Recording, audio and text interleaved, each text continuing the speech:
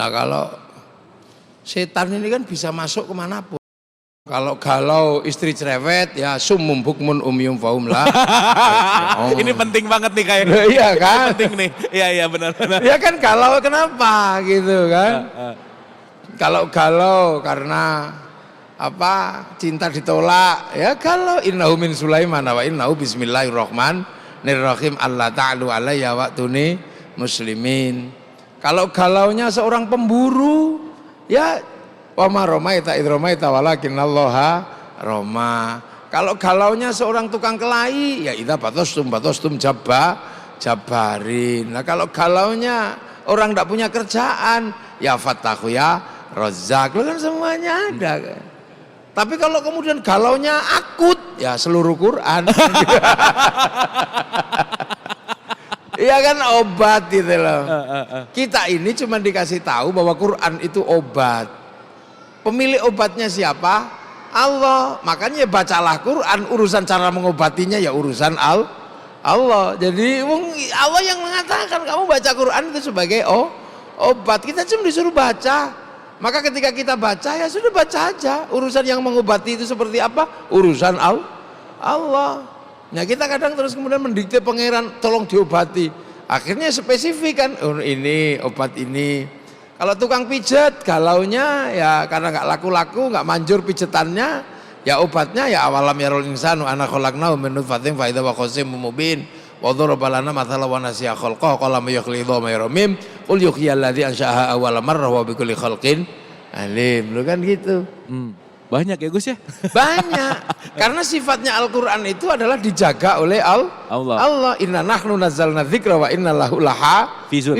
Makanya kalau kita kemudian tahu bahwa Quran itu dijaga oleh Allah, maka kita biar dijaga oleh Allah, mari ikut menjaga Al-Quran. Nah ada yang kuat menjaga 30 juz, bagus. Ada yang kuatnya cuma menjaga Yasin tok, ya Yasinan. Ada yang kuatnya cuma jaga kulhu, rajin tahlilan. Ibu-ibu di Jawa kuatnya cuma jaga nun, ya kalau dipanggil suaminya jawabannya nun, itu aja. Itu kan cara agar seluruh orang di Indonesia oleh orang-orang tua kita semuanya biar ikut menjaga Al-Quran. Okay. Nah kalau ikut menjaga Al-Quran pasti dijaga oleh Allah. Cuman kemampuan ikut jaganya itu. Lah makanya rumah karena nggak bisa baca Quran ditulisi Al-Quran. Oke. Anak kecil karena nggak bisa baca Quran biar dijaga Allah, tulisi Al-Quran dibikinkan kalung. Lo itu aja sebenarnya. Istilahnya jaminan dari Allah. Itu syifa'ul linnas, obat buat manusia. Nah manusia itu husnudzon gitu loh. Berhusnudzon, berprasangka baik kepada Allah. Inilah seolah-olah ayat ini bisa dipakai ini. Sekuat mana kita berhusnudzon, disitulah. Makanya ibadah Quran itu kan ibadah. Nah kita ini berhusnudzon, kuat tidak kita berprasangka bahwa kalau Quran itu adalah ibadah, maka kita baca Quran. Jadi konsepnya itu konsep husnudzon, konsep ihsan. Anta abudallaha ka'annaka tarahu fa illam takun tarahu fa innahu yaraka. Makanya iyyaka na'budu wa iyyaka nasta'in. Beribadah itu husnudzon, setelah itu minta tolong. Baca Quran itu ibadah. Maka kemudian kita baca na'budu, setelah itu minta tolong, ya Allah mudah-mudahan orang tua kami nggak disiksa di neraka. Itu kan konsep na'budu nasta'in. Maka orang tidak boleh mengatakan ibadahmu nggak boleh, ini bid'ah nggak boleh, karena ibadah itu dasarnya adalah husnudzon.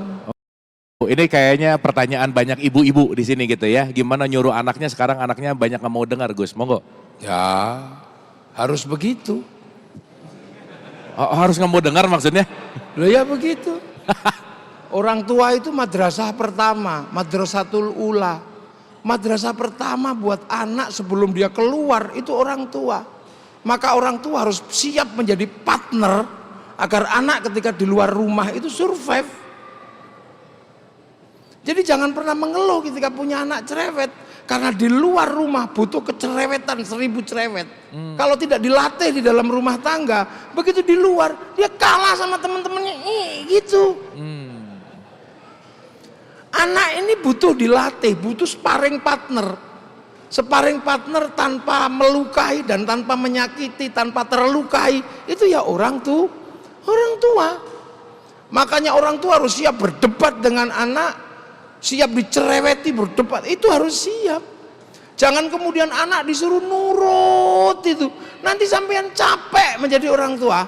Begitu anak gede nggak bisa mengambil keputusan, cari istri nyarikan, cari kerjaan nyarikan, dia nggak punya kekuatan survival dasar anak itu ada di dalam keluarga. Makanya anak singa digigit-gigit dulu oleh orang tuanya, dikejar-kejar. Begitu dia ketemu dengan orang tuanya nggak siap, digigit mati. Daripada mati digigit lawannya, mending digigit di dalam keluarga. Ini kan orang tua sparring partner. Kalau tidak sanggup, suruh kiai mendidik untuk diajarkan bagaimana dia langsung berhadapan dengan teman-teman santri yang lain untuk survival di situ. Maka orang tua itu pertama kali harus siap, karena di luar nanti anak akan berdebat dengan orang lain, beradu logika dengan orang lain, pengen menang dengan orang lain. Maka kemudian latihan pertama adalah dengan orang tua. Kalau orang tuanya nggak siap menghadapi itu, pondokkan, berhadapan dengan realitas yang langsung, berhadapan dengan kehidupan asli. Anak keluar, sistem sosialnya terbentuk, dia imun. Tapi kalau orang tua nggak siap, ya imunitasnya nggak ada. Dia menjadi anak-anak yang lemah, anak-anak yang lemes, penurut. Orang tua seneng, tapi besok di usia dia harus memilih. Anak inilah yang paling merepotkan orang tuanya. Itu. Okay. Maka berbahagia kalau punya anak cerewet itu. Tapi penjenengan nggak boleh kalah cerewet, harus lebih cerewet lagi. Wong itu sparring partner pertama anak itu sebelum keluar adalah keluarga. Jangan pernah grogi. Makanya ibu harus pinter, ibu harus sekolah, harus terdidik logikanya, harus bahagia. Biar apa? Menghadapi sparring partner anaknya. Makanya bapak-bapak harus pinter membahagiakan istri agar mereka kuat secara batin, kuat secara fisik. Untuk apa? Menjadi sparring partner buat anak-anaknya. Biar nanti begitu gede punya kemampuan memilih, bersikap, tidak lagi merepotkan orang tua. Lahir sudah merepotkan. Bapak-bapak ini penting nih buat bapak-bapak. Makanya nisaukum harsul lakum, perempuanmu itu sawahmu. Untuk menanam generasi berikutnya tergantung sawah. Makanya sawah harus bagus, pemilik sawah harus tahu. Sawah tidak boleh terlalu banyak kotoran, nanti tanamannya buruk. Maka sawah ketika sudah mulai ibu-ibu mulai berjerawat, bapak-bapak harus memberikan skincare, itu penting. Harus kasih baju yang bagus. Sawah tidak boleh kurang air dan kurang pupuk. Kalau sawah kurang air, kurang pupuk, tanamannya jelek. Maka bapak-bapak harus tahu bahwa perempuannya tidak boleh kering dan kurang air, pupuknya harus banyak. Maka perempuan harus selalu pegang uang. Nah itu. Jadi teringat dengan statement man arafah nafsah faqad arafah robah, Gus. Siapa mengenal dirinya, mengenal Tuhannya. Dan tadi pertanyaan berkaitan dengan pencarian jati diri gitu. Nah, indikator mencari jati diri yang udah tepat itu seperti apa gitu? Monggo, Gus. Jadi fasenya berubah-ubah.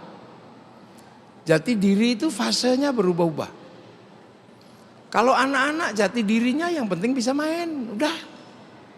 Dia merasa eksis kalau sudah bisa bermain. Kalau jati dirinya anak remaja, ya dia merasa bangga, merasa jati dirinya ketemu kalau punya pacar paling cantik dari satu lingkungan.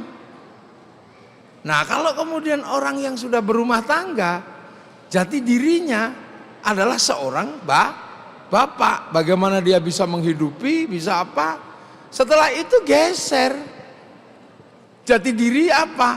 Merasa kemudian harus menyiapkan bekal kembali kepada Allah. Nah, saat itu makanya kalau di dalam tradisi di Jawa itu ada tembang. Tembang pertama namanya Mas Kumambang kelahiran. Ya kan? Setelah itu si Mijil lahir. Jati dirinya kelahiran. Habis itu si Kinanti Jadi anak-anak yang harus disangoni kanthi agama, kanthi akhlak. Setelah itu sinom jadi anak muda. Habis itu asmarandono. Jadi manusia itu fasenya berubah-ubah. Oke. Jadi jati diri itu tidak statis.